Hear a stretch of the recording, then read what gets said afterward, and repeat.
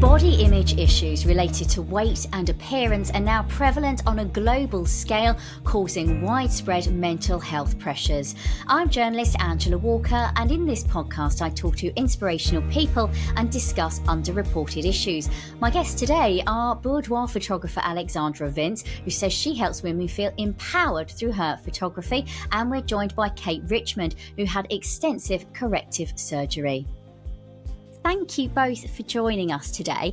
Alexandra, let's talk to you first. How did you get into boudoir photography? Tell us about your journey. Yeah, I studied photography at university. It was a fine art photography degree, so we did a lot of nudes and sort of fine art nude portraiture during my studies. I then graduated from that degree into a world of general portraiture.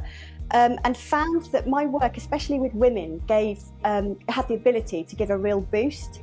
I sort of learnt a lot about the power of taking a good portrait of somebody and how that can really help.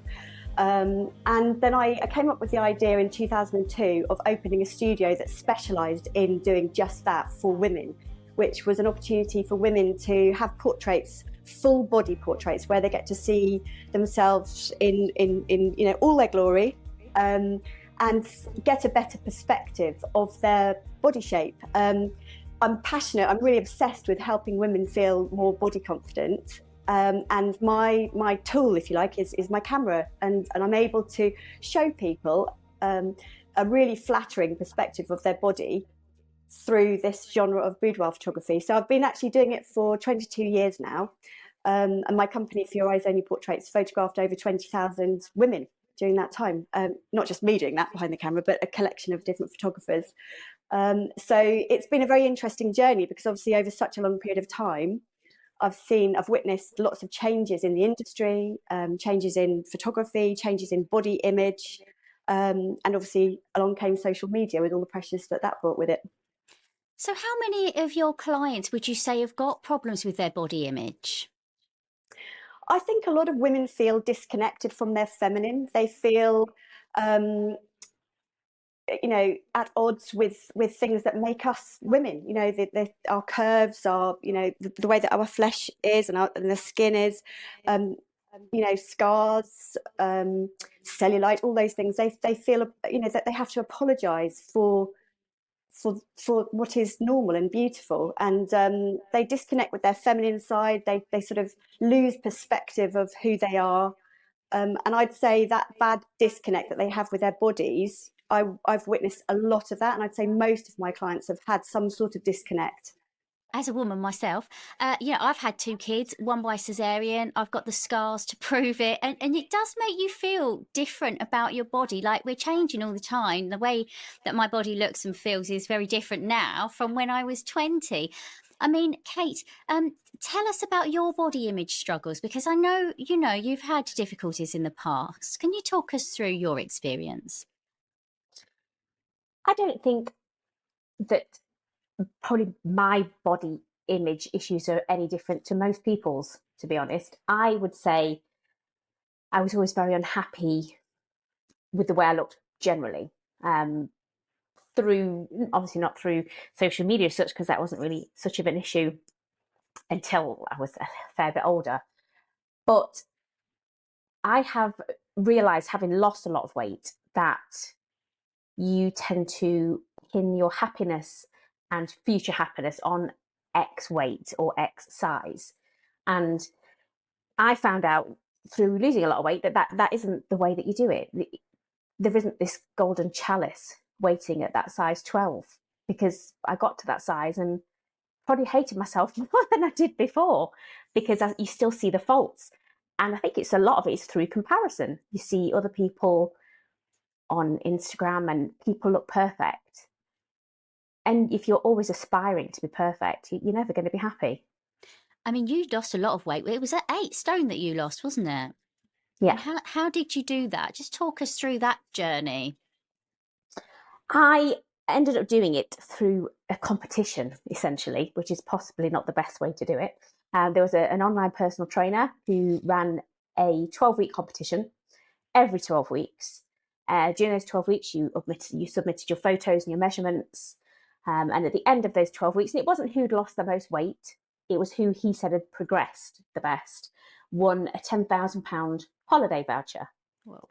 And I did 4 of those challenges back to back and never won one. So that's how I lost the weight. And then after you lost the weight, you went on to have corrective surgery. Talk us through that. You can't get rid of 8 stone of fat and water without looking like a deflated balloon. So although, yes, body size was smaller, the scales were looking good, I had all this excess skin. So I had an extended tummy tuck. So I had 1/2 stone of excess skin removed from my stomach. I had breast uplift and reduction. And that also equaled the size as well, because I had one that was a E cup and one was a C cup. So I have a matching pair now. I also had my arm bigger wings removed, so I had that done. The last thing I had done was, when I'd lost all the weight, all of me got smaller apart from my thighs. My thighs stayed exactly the same. And then I was diagnosed with a condition called lipedema, which is horrible because it's basically fat which is resistant to diet and exercise. It won't go any smaller. You can't do anything other than surgery. So at one point, my waist measurement was smaller than my thigh measurement. So then I had the first of 2 planned lipedema surgeries, which is like a gentle form of liposuction. And they took 4 litres from the front of each thigh. That was amazing. Very painful, but amazing. But then I went on and ended up with blood clots on my lung. So I didn't have the second one of those done. I'm done now. I am done with surgery. I have accepted that there is no perfect body, and I'm happy with the one I've got now. Well, I'm pleased to hear that. But what was it like to lose all the weight? So did you feel like, oh, I've reached this target weight and I'm still not happy, and then I'm having this surgery and then I'm still not happy? At what point did you kind of think, yes, I am okay as I am? It was probably a combination of the scare with the blood clots that made me think my body's had enough of surgery. We're done with that now. But also, there was, at the end of each challenge, we had a night out, because it was a nationwide fitness challenge. There's a night out, and I went out this night in Bristol in a size 12 dress and looked, on reflection, I looked amazing. But I spent the entire night, even in a nightclub, wearing a massive coat because I was so ashamed of how I looked. And at the time, it didn't register with me, but I would say maybe probably a couple of years ago, incidentally, when I had my first shoot with Alex, I looked back on my photos on Facebook memories and I thought, do you know what? There was nothing wrong with me then, but I remember feeling horrific. And something just clicked in my brain, and you can't be chasing things. You can't wait to be happy with yourself. It all comes from a core of just self-acceptance now, where you are now, because there's not happiness waiting to happen for you. You have to make it happen now. There was a scientific paper out last year, and it was called Body Image as a Global Health Concern. And it talks about body capital and the extent to which people are encouraged to invest in their body. And it's about the theory that certain bodies hold more social power. And the more money we've got, the more we've got to spend on looking good. Does that theory kind of resonate with you, Alexandra? Yeah, I mean, I think it's been an interesting journey with social media, because I see that, early on with the influencers, they were models, and, the way that they looked was a particular way. Whereas there's now more of a movement away from that sort of model look, and to, because of the broadcasters and because of the information that's coming out from people on social media, they're talking more about how different they are, how comfortable they are with their body, or what they're doing to keep fit, and how important mental health is. So it does resonate, but I think that I do believe that I'm also witnessing a shift in that now. You talk about that in your book, don't you, Queen of Boudoir, about the impact of social media and cosmetic surgery, and how there has been sort of this change over the years since you've been working. Yes, I think people just generally are looking at themselves much more than they used to. People are on their phones more. Even as business owners, you have to you have to turn up on camera, video, you have to look at yourself and be much more aware of how you're looking all the time. And I think that it's affected people. People used not to go to work and have to look at themselves in a reflection of how they're present to the world constantly. And I think it has affected people.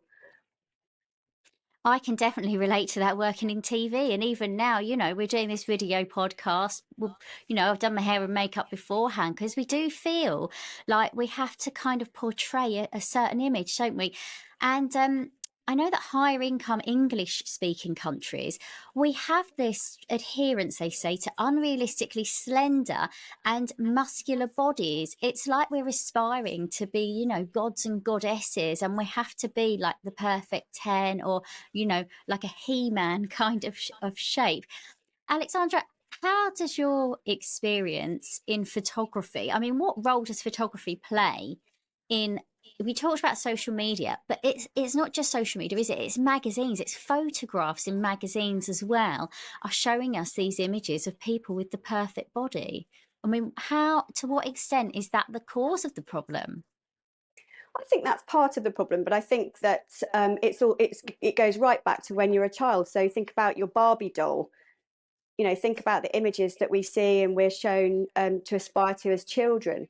And I think pictures in magazines, yes, they've definitely impacted our view of how we should look. But there is, I mean, and that's obviously been a negative, but I do feel on the positive side that we are starting to embrace difference and individuality a lot more, and with voices from people who have differences of appearance, standing up strong and saying, I'm confident and powerful and, I have a voice. I think that's countering this early effect that you're talking about with the magazines and the imagery. And even in TV commercials, I think we're seeing different types of models and actors. They're using people of all different shapes and sizes now, which is really refreshing. And there's some like online adverts for tights and clothing and things like that. And I think we are maybe seeing a shift. What about your photographs though? I mean, some of them are really they're beautiful pictures, but they're quite sexualized, aren't they? People wearing not very much as well, naked in some of them, and they're very sexy. Do you ever worry that your pictures are almost perpetuating this kind of image that women have to be a certain way and sexualized? That probably comes from my own personal view that your sexuality is a large part of who you are, and your femininity and your sexuality are a huge part of your personality. And I don't believe that that's something that people should just park and put in a box and keep under the stairs. I feel like my portraits empower people. They are sexy, but they help people to realize that, whatever their shape or size or age, they are, there's an energy to them, a sexual energy, a feminine energy, and I see that as being really important. I think that's a really important connection that people should maintain going forward. And I'm seeing more and more women in their 50s, 60s, and 70s having photo shoots because they don't want to lose that sexual side of themselves going through menopause, or, maybe they've been in a long-term relationship where they feel unseen, unattractive. And when they start losing that part of who they are, that is quite a big chunk of who they are. It's an important part of who I believe we all are. Hey, how did you go from being a woman who was, is it fair to say you hated your body in the way that you looked, to so much that you went on this serious diet, you had a lot of surgery. How did you go from being that woman to someone who went along to Alexandra and took all their clothes off and had a boudoir photo shoot? That's a good question. I started working with a mindset coach in lockdown, and it became a bit of a challenge to myself. We had to set goals and we had to do things that made us uncomfortable. And I can't think of anything much more uncomfortable than going to a complete stranger and standing completely naked in front of them. I was quite lucky in that I'd been aware of Alex's work for a long, long time. I was first made aware of before my first marriage, but it was always a pipe dream. I knew her photos were incredible, but it was something I'd never could have done. And then in lockdown, through social media, found Alex again and saw that she was doing some media shoots. So the deal was, come down, have a shoot, but I'm going to use your photographs. I thought, oh yes, that is very uncomfortable. So yeah, that's how it happened. It was just me forcing myself out of my comfort zone. An amazing thing to do. And I was lucky enough to go with a couple of friends as well. I'm very confident in all aspects of my life. I walked into Alex's studio, not even to the studio, into the reception area, and I just burst into tears. I was absolutely petrified because it was so far out of my comfort zone. But it was awesome. It was amazing. And so, what were your expectations going in, and how did you go from, crying in reception to taking your clothes off and having these amazing photos done? What did Alexandra do? She is magic. She's just got this energy around her, which makes you so incredibly comfortable. And without it sounding in any way cliche, you honestly, you forget you don't have anything on. You just stood there chatting away and nobody cares. She's just brilliant. I've had similar photo shoots that have been gifts, like boudoir shoots, and I felt so awkward.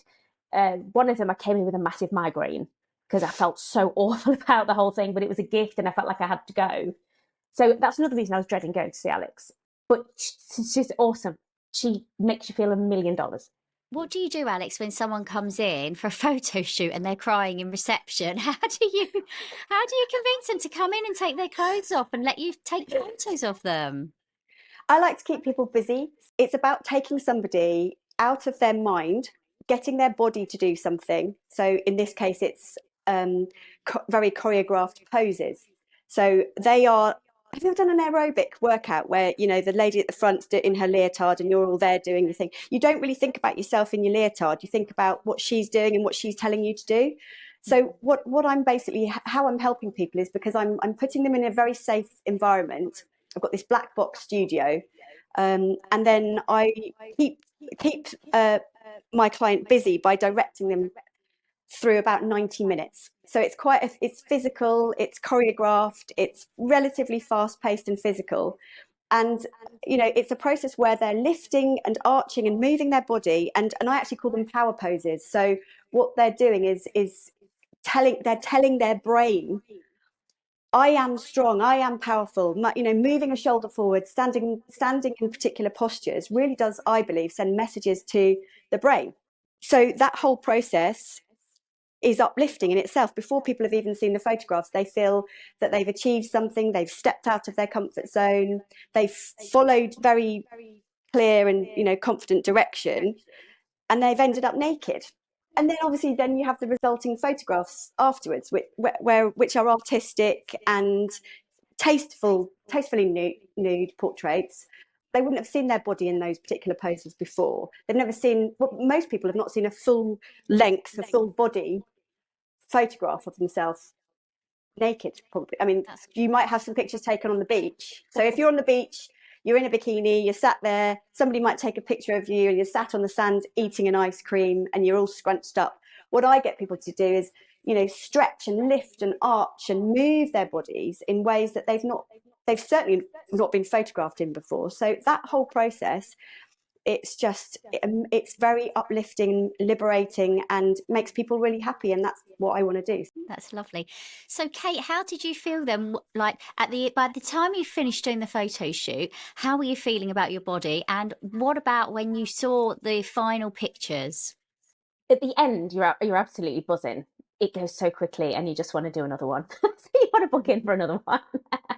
You're so used to looking at yourself in a mirror and picking fault and seeing the bits you don't like that you don't focus on anything else. But on Alex's photos, there are no bits that you don't like. It was weird looking at it because I was like, well, that can't be me because I don't look like that. It's just amazing. Kate, you work in aesthetics now, don't you? So Yes. you must have people come to you every day basically saying, I'm not happy with the way I look. Yeah, I've got you can't see it, but it's an enormous mirror at the side of me. And it's part of my diagnostic tool because I need to know how that person feels about themselves. I have to be very alert for any kind of body dysmorphia, things like that. So I would say a good 70% of my patients, if not more, I make them sit in front of this mirror, and a lot of them, you can see them trying to shy away and they won't look, or they'll just say, I can't sit there, I can't look at myself. And that's so wrong. A lot of people go, what do I need? And my opening line with all of my patients is nothing. You don't need anything that I do. The only thing you need is SPF every day. That's the only thing you need. Other than that, you're perfect as you are. There's nothing wrong with you. I'm a terrible saleswoman. But it's so sad that people think they have to be fixed. And whilst, yes, I do a little bit of work, I will never change anybody's face. I will enhance it and I will freshen them up a little bit, give them a bit of a glow. That's fine. But I'm not in the business of changing people's faces. And anything I can do that makes them feel better, it's so nice when they'll, because I'm a dentist, actually. That's strictly my profession. Nobody wants to be there. They don't dance in and they don't dance out again. Well, sometimes they dance out. But here, people want to be here and they cry in a good way here when you've like, oh my God, you've made me look so much better. And that's what I want. And I think that is what Alex can do with her camera. You've been through so much. What's your message to women who are, having body image struggles, who are feeling down about the way that they look?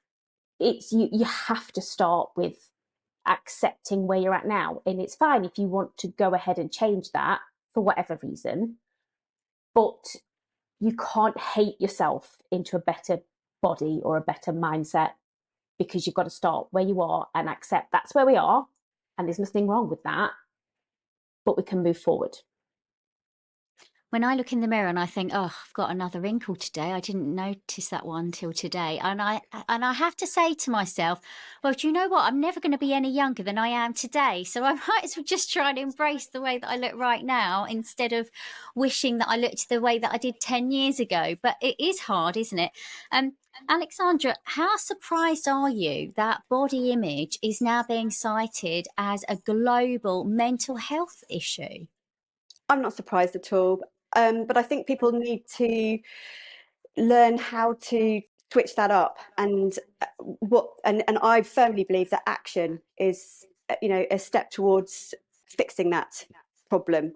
I think that, things like changing where the mirrors are in your house, and, understanding more about lighting and understanding more about how you turn up in the world, and how people perceive you, what stands out to other people is a good thing to do. Social media and imagery around us doesn't help, but I do feel, on a positive note, that moving forwards, having a photo shoot is a good idea, because you get to see your body, you get to see your body in full perspective, as opposed to focusing on small parts of your body that you don't like. So you mentioned that you noticed a wrinkle, right? A new wrinkle. But the wrinkle doesn't arrive up the stairs before you do. The wrinkle doesn't arrive through the door before you do. You turn up as a whole being. Your energy, your character, your sense of style. Everything about you. Not those tiny little details. And I think when people get to see themselves and understand that they are a whole package. And I want to tell you a little story about my daughter. So my daughter was born with cleft lip and palate. So when she was born, she had a large hole in her face, and we've been on a massive journey together through lots of surgeries. And hopefully she's got 2 more operations this year, and then that'll be it. But during secondary school, she'd have a bad day at school, and so she has some scarring on her lip, or top lip, and her nose here. And I took a flower out of one of my vases, and I crushed one of the petals to sort of damage it. And then I took the stem out and I showed it to her, and I said, look, what do you think of this? And she starts, yeah, it's lovely, Mum, yeah. And I said, yeah, but can you see this petal's broken? Yeah, but it doesn't matter that the petal's broken, because the whole stem is beautiful, isn't it? And I said, well, that's like you, sweetheart. You are the whole stem. You're not just the petal that's got a little scar, and you're not your wrinkle. You are your whole body. And I think that's why a whole body photo shoot, I know it's called boudoir photography, but I think that's why a whole body photo shoot's really good for you, because you get to see your body in, all the different ratios of your body, your leg length to your shoulder ratio, width. And it's just really good for you to see that new perspective of yourself. I love that story, and I love that way of looking at ourselves as a whole, and not just the imperfections, and letting those kind of take over our perception of ourselves. Last year, the House of Commons Health and Social Care Committee produced a report on body image, and they urged the government to introduce a strategy to tackle it. And they want to see an education campaign about self worth and body positivity. And I'm really interested in that because I've got a 9-year-old, and she said to me before now, "Oh, mummy, I'm too fat." And that really upsets me, actually, because she's not fat at all. She's beautiful. She's a growing girl, but somehow something is getting to her. And we never talk about weight in our house, or people's sizes or shapes or anything. But somehow, in her circle of friends, in her school, in her world, size matters, and that really worries me. So what do you think, Kate, about the idea of the government introducing some kind of strategy to promote, you know, positive health issues, and to let people know that being underweight is a serious health issue as much as being overweight?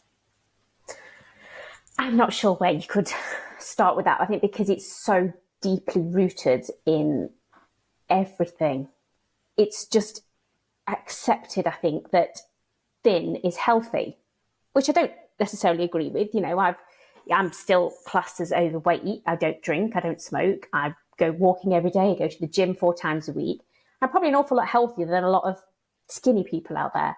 But I just think it has to be a whole thing that people deal with, and people have to accept different shapes and sizes. Like Alex has said, it just comes down to acceptance. But I don't know where on earth you begin to do that when there's such a massive stigma attached to that fat word, when fat really is just a descriptive word, isn't it? Tall, short, fat. But it's inherently an insult to say fat. Alex, where do we start? Like, can we start with communities, schools, society? What do you think? Definitely schools, and also going back to the mental health issue and just positive mental attitude and the mindsets. Can't we teach our children that if they're doing the best they can, and if they're, they understand about healthy eating, and they understand about the importance of exercise, not for aesthetic reasons, but for, mental health issues. When we do PE at school, should we not be told that this is great for you, for your energy levels, and for your, for your happy cells, or however they want to describe it. But I just think if the emphasis is on, a healthy mind and looking after yourself, and if the children are taught, if you're doing the best you can in terms of your, fitness and eating and everything, then the body shape thing will just become secondary to that. I think children need to be taught that it's important to exercise, and then that will follow through to people being more active. I guess it's the inactivity that's And then it's a not problem. exercise isn't a punishment. It's something that's going to make you feel good, rather than something that you're forced to do laps of the field in the rain. Yes, happy memories of cross country running, field covered in mud. God. One of the things that was suggested in this cross parliamentary group was a national eating disorder strategy, but also working with the advertising industry to encourage advertisers not to doctor their photos.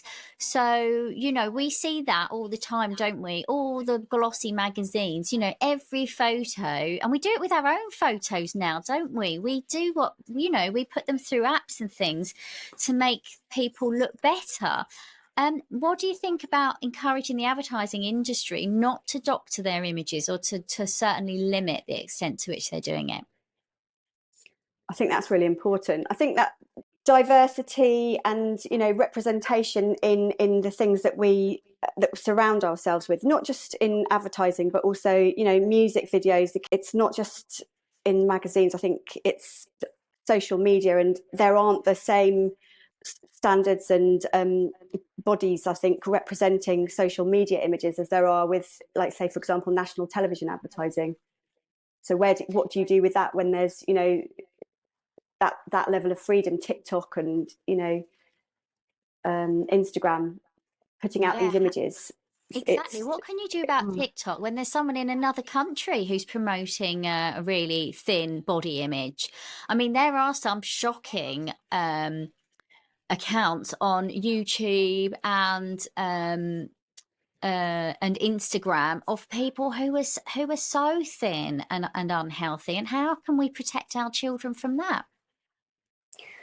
just about, I think really it's just important to talk about it openly with our children, and for it to become, it's just a level of understanding, isn't it? And you know, if somebody's really really thin, it, you know, that's not a bad thing, it's not necessarily a good thing, it's just how they are. It's and to have less judgment about how people look generally, you know, not to say, oh, that person's fat, so they must be, you know, inactive and boring and or whatever they might think. It's just to pull away the, you know, that level of judgment right back, rein that in. I think that's what we should be teaching people. It's really interesting that we're talking about this today because a colleague of mine mentioned on social media the other day that someone approached her on LinkedIn and said, "Oh, look, I can see that you're overweight. Would you like to take part in my fitness program?" And she was appalled because, you know, this person was giving this unsolicited advice saying, "Look, you know, you're too fat. I can help you." And it reminded me of a time a few years ago when I was very slender and I was doing a lot of running, and someone said to me, "Oh, have you got anorexia?"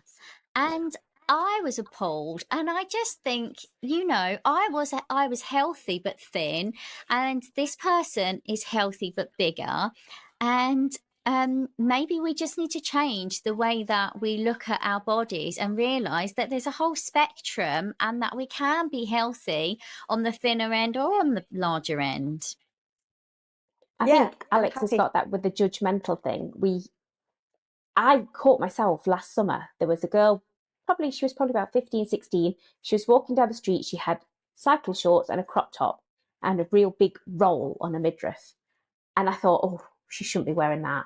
Hmm. And I thought, well, hang on. She's happily minding her own business. She knows what she looks like. Who of the two of us has an issue here? It's me. That we've got so much more to us than how we look. Hey, talking about this link then between the way that we look and the way that we feel and our mental health, when you were having these times when you're really struggling with your body image, how was your mental health then? I would say generally I've had an awful lot of awful things happen to me over the last 20 years or so. And so I am quite a resilient person. Um, but when you can't go to a normal shop and just buy an outfit, when you can't look forward to wedding dress shopping because for someone who is in a bigger body, that is an absolutely harrowing experience. It gets you down, and it's not a nice place to be.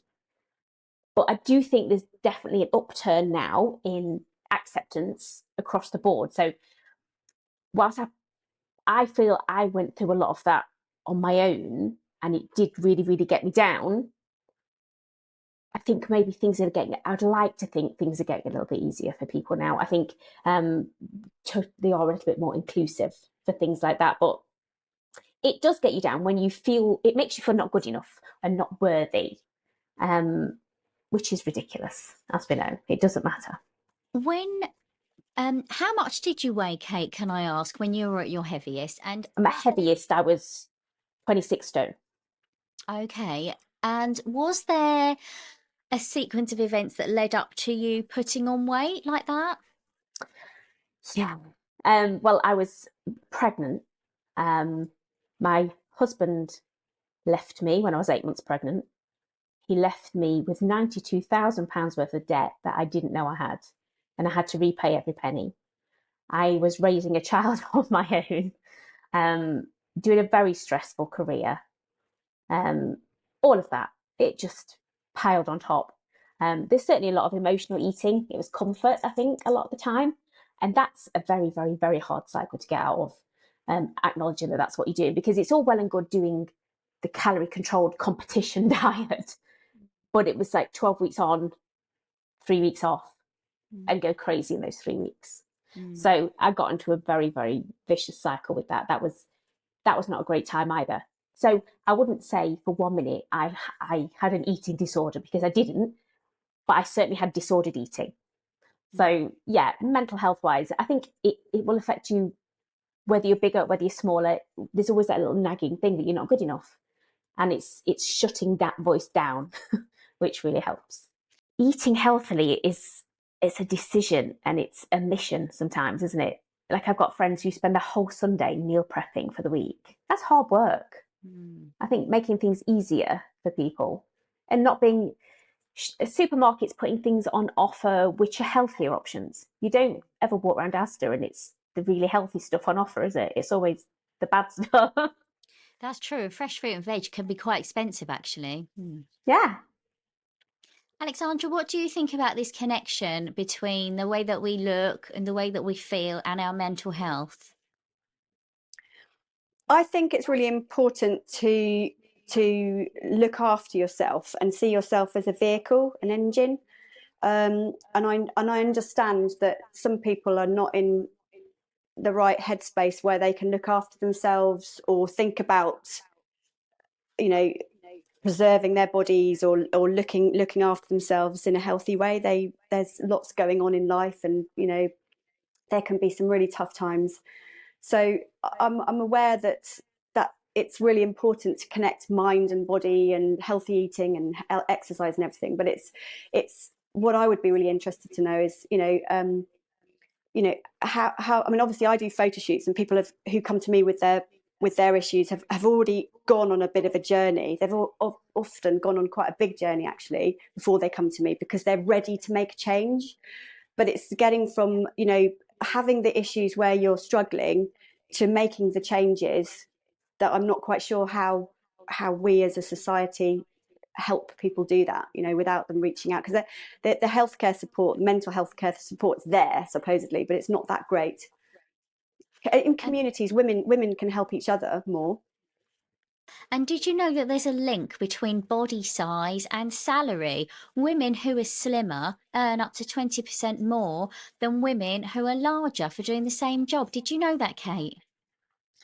No, I was not aware, but I can imagine, I can see how it would happen, because I do think people are judged on how they look, and I do think that larger people are perceived as less able and lazy, and I think that would happen. I can see how that would happen. I guess that comes down to like societal norms, really. And again, these ideals. And the problem of body image is worse in the white Western countries than in the rest of the world. Did you know that, Alexandra? And does that surprise you? It doesn't surprise me, because we're all looking at our phones, aren't we, and looking at our whereas is that happening in other parts of the world? I don't know, but I doubt it's as much as it is around here. So yeah, it doesn't surprise me at all. It'll be interesting to look back in a few years' time, in 10 years, and to see if we've moved on at all and how people feel about their bodies, if it's the same or better or worse. Let's hope that there's going to be some kind of improvement. It's really interesting that you mentioned Barbie dolls earlier, Alexandra, because my daughter's got a couple, and they come in all different sizes now. They're not all just skinny minis, and she's got some that are plumper than others, which is really nice. So when I saw that in the shops, I was really pleased actually that at some level there is hopefully a move towards a healthier outlet when it comes to body image. So what final thoughts or messages would you like to leave the listeners with about body image and mental health, Kate? I would just say the way you look is the least interesting thing about you, and accept where you're at now. And just, it sounds so cliche to go, well, love yourself, but you have to accept how you are, because that's how you are. And the key to being happier in life is just acceptance, I think. Alexandra, what do you think? I'm all about helping women to get a better perspective of themselves. So if you understand your body shape and you're at peace with it, and you're keeping your mind as healthy as possible, I think the message is really just, if you're doing the best you can and you're aware and you're making a difference and you're taking action to improve your mental health and your view of your body, because also, let's not forget that our views of our body will affect our daughters or our kids. It's important that we as mums stay positive and have positive affirmations about our body shape to pass that on. So, do everything that you can to build your own confidence. The real sort of power suit is your body. It's really important that you connect with your body, you accept it. I can help people do that through my photography, but there are lots of other ways of doing that, and it could be spend more time naked. I don't know. That's a nice note to finish on, everybody. Spend more time naked. So Alexandra Vince, Kate Richmond, thank you so much for joining me. It's been lovely to talk to you. Thank you. Thank you. Thank you. I'm journalist Angela Walker, and today I've been in conversation with photographer Alexandra Vince and one of her many subjects, Kate Richmond. I hope you've enjoyed the programme. Please do share it, rate and review it, and check out my website, angelawalkerreports.com. Until next time, goodbye.